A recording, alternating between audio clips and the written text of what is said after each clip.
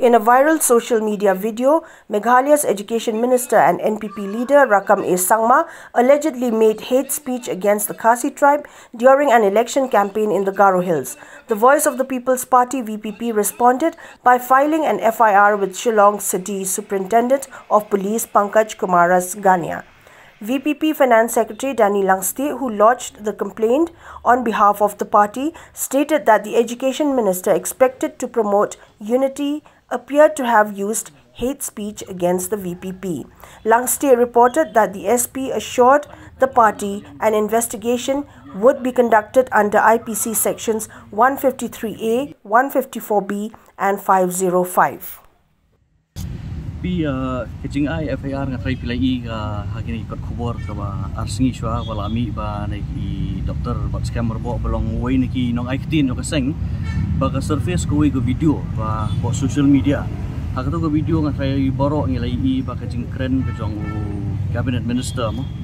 Rakam Sangma ulah keren hakato ka election campaign nama kala kadai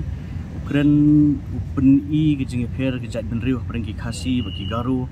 ukenok baka VPP bala rakawan apa ubor sinsar ba un sampai lut ki Garo ni kumtai tekeni kawan rak ke gejing bam sutenat ha preng ke imlang ke salang kawan rak gejing yasir ha preng kejat benriu ru takar putut ke imlang ke salang tekeni ke gawai ni ki jingshan ka election commission ru ala tha sabaro ki nong ile election ni ki nong campaign haba hapor election hakano kanu kapor punjudai ban keren gum kita ki hate species ke hate speech mangiong mo jadi ketika wei ni ki daw bagi wan ban ujur FIR ya kini sa kani ka video menginak suyuk mentah ada kalah kut ke election kini kam nei su bangin lit ke election commission te ketika wei begebenta bak banwan swa saka police department saka crime branch tinggi la ya kenduk bu SP ngila ai ling ba swa ni lajin da kami hakapor ke election tinggi la di ban lit directly saka election commission ban ujur ya kini mentah tu ngidang ya keren ya keju hi bodu SP ya kata ini ketika kopi juga FIR benginak sudah bahai mentah diu dan kalian kejongi ngila mention bah ka kendon juga IPC 153A 153B bat ke section 505 ba udai ban tho kini ka case tolong un system kini ka proceeding un select ban kin sedang ban le ka investigation kalian kejongki mar ba hakini kini ka video ka pemiru ni tugas ni bangila penpau ba ke authenticity mot kanu kalong sisa ke video tingila ni IT bit saka law department bahkan page saka andit bahkan page kanu kalong authentic ya kini ke video ru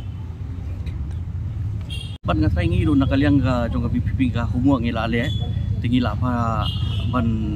kelihi ni video ni ban verify ni ban vet ya kata ka video yang kita kitin bagami ni ke suntur ke jong u kadai na kam dai sisa baka penherdor sibun ko kat menteri kat cabinet minister bun keren kum kita gijak kitian